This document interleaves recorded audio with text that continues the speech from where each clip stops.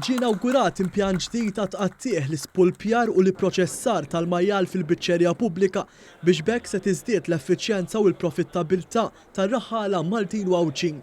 Dan l-investiment huwa proġett ieħor li qed jikkontribwixxi għat-twettiq ta' miżura elettorali favur anke investiment fil-biċċerija. F'konferenza tal-aħbarijiet bit-tema nwettqu flimkien indirizzata mill-Ministru għall-Agrikoltura, is-Sajt u d-Drittijiet tal-Annimali Anton Refalo u s-Segretarju Parlamentari għall-Fondi Ewropej Chris Bonnet intqal kif dan il-proġett il-biċċerija investiet madwar €250,000 filwaqt li l-Koperattiva ta' min irabbi l-majjali investiet madwar €360,000 f'tamir u ċeller ta' refriġerazzjoni taħt fondi parzjalment finanzjati mill-Unjoni Ewropea.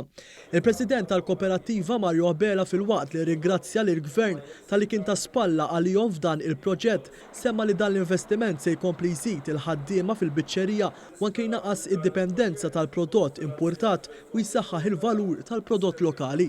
Aħna mingħajr hawnhekk ir-raħala jdu jżarmaw ma nistgħux naħdmu. Aħna bdejna b'50 ħanżir fil-ġimgħa fid-deboning, llum tlajna l-400. Għax pereżempju ħafna proċessuri ma jkunux jridu karkassa sħiħa, jkunu jridu eżempju koxox jew spalel. U inti il-dak ittieħ il-koxox, il-dak ittieħ il-lojnijiet, il-dak ittieħ l-ispalel, u inti jirnexxielek teħles minn ħanżir kollu. U barra minn hekk konna qegħdin naħdmu f'ċokon u l-ħaddiema tixkemm kienu qegħdin jibgħatu, issa ġejna flussu hawnhekk. Allura inħoss li ħajkun tajjeb ħafna s-settur. L-impjant il-ġdid ta' madwar 400 metru kwadru se jippermetti lill-Koperattiva sabiex iżżid il-kompetittività tal-majjal lokali għax se tkun tista' tagħti lil proċessur jew lil bejjieħ tal-laħam prodott imqatta lest skont il-ħtiġijiet tiegħu b'hekk tajnhom inaqsu l-ispejjeż marbuta mal-ġar tal-karkassi, mal-ħażna u anke mal-proċessar inizjali tagħhom waqt li jnaqsu l-ħela u r-rimi. L-investiment jinkludi makkinarju ġdid li fost l-oħrajn se jippermetti tqattih u l-pakkjar tal-laħam tal-majjal kif ukoll it-trattament tiegħu biex ma jixxottax waqt it-tisjir. L-impjant ġie ddisinjat b'mod li jissodisfa l-kriterji tal-iġjene u s-separazzjoni neċessarja bejn prodott u ieħor.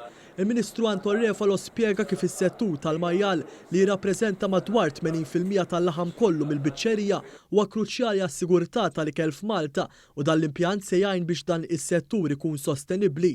Semma wkoll li s-sena li għaddiet il-biċċerija prodduċiet madwar 4,200 tunnellata tal-laħam tal-majjal. Hawnhekk qegħdin nagħmlu qabża ta' kwalità bl-innovazzjoni u b'sens ta' viżjoni. Fejn qegħdin nuru fejn iridu nimxu l-qudiem. Għandek mhux inqas minn 80% tal-laħam li jidħol fil-biċċerija huwa l-laħam tal-majjal.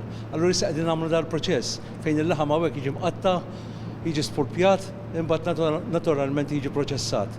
Min-naħa tiegħu is-Segretarju Parlamentari Chris Bonnet qal li dan il-proġett jimxi jitfit mal-Istrateġija Ewropea sabiex il-biċċerija ssir aktar reżiljenti u fl-istess ħin tiggarantixxi d-disponibilità tal-ikel. Nużaw il-fondi Ewropej biex inkabru l-ekonomija tagħna, biex inkabru l-possibilitajiet tal-impjieg u biex naraw ukoll illi f'kull settur fejn aħna nistgħu nikkompetu ma' barra minn Malta biex nipproduċu f'dan il-każ ikel aħjar qegħdin naħtfu dik l-opportunità flimkien ma' partner strateġiċi di darba mal-Koperattiva.